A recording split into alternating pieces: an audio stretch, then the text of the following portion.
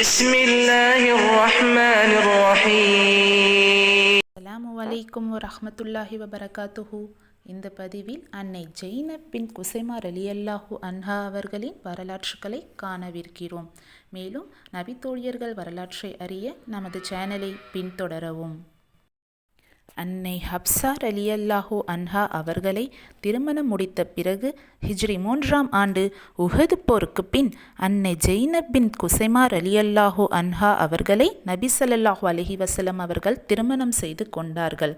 குசைமா ஹிந்த் பின் Auf தம்பதியினருக்கு அன்னை ஜெய்னப் அவர்கள் மகளாக பிறந்தார்கள்.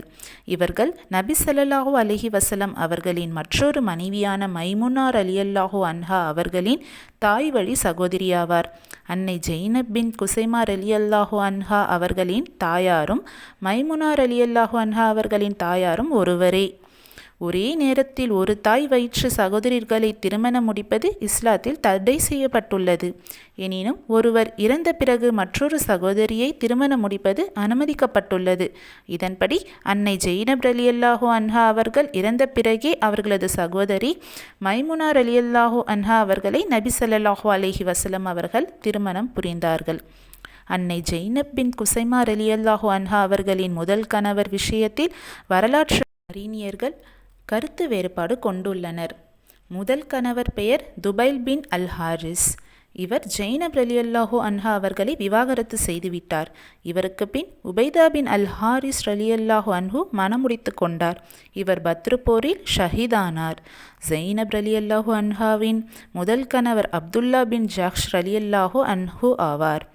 இவர் உஹது போரில் கொல்லப்பட்ட பின் நபி ஸல்லல்லாஹு அலைஹி வஸல்லம் அவர்கள் அன்னை ஜெய்னப் பின் குசைமா ரலியல்லாஹு அன்ஹா அவர்களை திருமணம் செய்து கொண்டார்கள் என்றும் சிலர் குறிப்பிடுகிறார்கள். இந்த கருத்து வலிமையானதே ஆகும். அன்னை ஜெய்னப் பின் குசைமா ரலியல்லாஹு அன்ஹா அவர்களின் திருமணத்தில் வலிமாவாக நபி ஸல்லல்லாஹு அலைஹி வஸல்லம் அவர்கள் ஒட்டகத்தை அறுத்து விருந்தளித்தார்கள். மக்கள் கூட்டம் அதிகரித்த போது சில நபித்தோழர்கள் மற்றவர்கள் சாப்பிடுவதற்காக அங்கிருந்து சென்று விட்டார்கள். அடுத்த நாள் ஒரு மனிதர் பாயாசத்துடன் நபி ஸல்லல்லாஹு அலைஹி வஸல்லம் அவர்களை தனியாக சந்தித்தார். அந்த பாயாசத்துடன் அனைவரும் ஒன்று கூடினர். நபி ஸல்லல்லாஹு அலைஹி வஸல்லம் அவர்கள் பரக்கத்திற்காக துவா செய்தார்கள். இச்செய்தியை ஜுபைர் பின் பக்கார் அறிவிக்கிறார். இதன் அறிவிப்பாளர் வரிசை பலவீனமானதாகும். அன்னை ஜெய்னப் பின் குசைமா ரலியல்லாஹு அன்ஹா அவர்கள் அறியாமை காலத்தில் உம்முல் மசாக்கின் ஏழைகளின் தாய் என்ற பட்டப்பெயருடன் அழைக்கப்பட்டார்கள். இவர்கள் ஏழை எளியவர்களுக்கு மற்றவர்களை விட அதிகம் உணவளிப்பவராக இருந்ததால் இந்த சிறப்பு கிடைத்தது.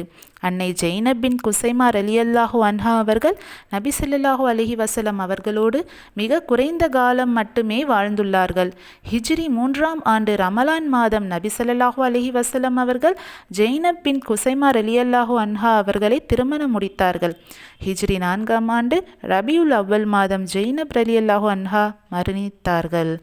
சுமார் 8 மாதங்கள் மட்டுமே நபி ஸல்லல்லாஹு அலைஹி வஸல்லம் அவர்களோடு வாழ்ந்துள்ளார்கள். அப்பொழுது அவர்களின் வயது 30 ஆகும். மற்ற மனைவியருடன் ஒப்பிடும்பொழுது அன்னை ஜெய்னப் பின் குசைமா ரலியல்லாஹு அன்ஹா அவர்கள் குறைந்த வயதிலேயே மரணித்தவரும் ஹதிஜா ரலியல்லாஹு அன்ஹா அவர்களுக்கு பின் நபி ஸல்லல்லாஹு அலைஹி வஸல்லம் அவர்கள் உயிருடன் இருக்கும் பொழுதே மரணித்தவரும் ஆவார்கள். நபி ஸல்லல்லாஹு அலைஹி வஸல்லம் அவர்கள் அன்னை ஜெய்னப் ரலியல்லாஹு அன்ஹா அவர்களுக்கு ஜனாசா தொழுகை நடத்தி பகீக் என்ற பொது மையவாடியில் அடக்கம் செய்தார்கள். நபி ஸல்லல்லாஹு அலைஹி வஸல்லம் அவர்களுடன் குறைந்த காலமே வாழ்ந்ததால் அவர்களை பற்றிய வரலாற்று நூல்களிலும் நபிமொழி தொகுப்புகளிலும் குறைந்த செய்திகளே இடம்பெற்றுள்ளன. அஸ்ஸலாமு அலைக்கும் வரஹ்மத்துல்லாஹி வபரகாத்துஹு.